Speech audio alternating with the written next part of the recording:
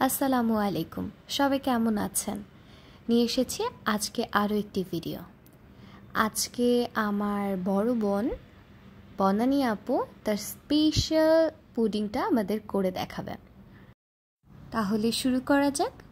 প্রথমেই বলে রাখি এখানে কি কি লাগছে। এখানে 5টা ডিম লাগবে, কনডেন্স মিল্ক, কাস্টার্ড পাউডার, চিনি, দুধ। এই তো এতটুকুই। প্রথমে আপু একটি পাত্রে ক্যারামেল রেডি করে রেখেছিল এবং পরে আরও একটি পাত্রে 5টা ডিম ভেঙে নিয়ে ওটাকে ফাটাচ্ছিল। আপু ডিম ফাটাচ্ছিল আর বলছিল যত ভালো করে এটা ফাটাবে তত তোমাদের পুডিং সুন্দর হবে। আমাদের ঈশান বাচ্চাও কিন্তু আমাদের অনেক হেল্প করেছে। তো ডিমটা ভালো করে ফাটানোর পর আপু এটাতে কনডেন্স মিল্ক মিশিয়ে দিল।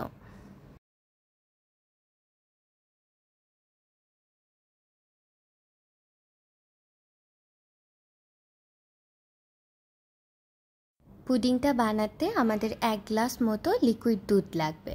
তো আপু লিকুইড দুধটা ঢেলে নিল একটা গ্লাসে এবং এরপরে ওই যে একটা মিক্সড করে রেখেছিল ওটার মধ্যে দুধটা ঢেলে দিচ্ছে।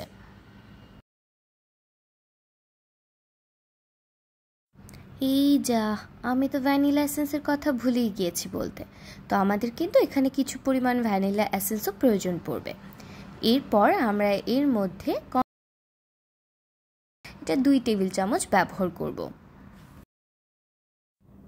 এরপর দেখলাম আপু সব কিছু একসাথে খুব সুন্দর করে মিক্স করে নিচ্ছে।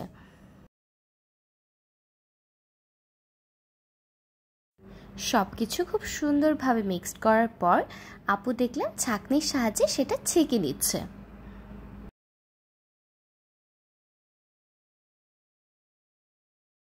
অবশ্যই স্ট্রেনার দিয়ে এটাকে ছেঁকে নিতে হবে যেন কোনো লাম্পস না থেকে যায়।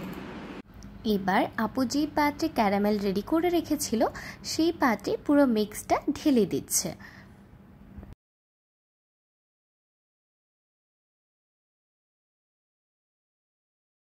এবং পাত্রের মুখটা খুব সুন্দরভাবে লাগিয়ে দিচ্ছে।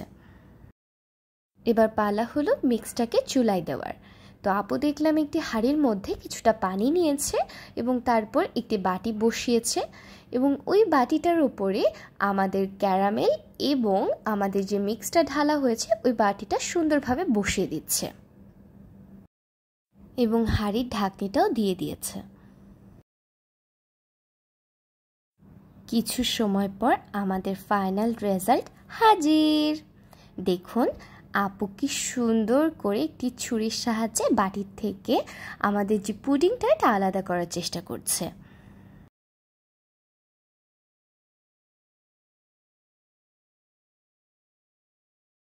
থ্যাংক ইউ বনানী আপু এত সুন্দর একটা পুডিং আমাদের খাওয়ানোর জন্য। Love you. Wow, pudding.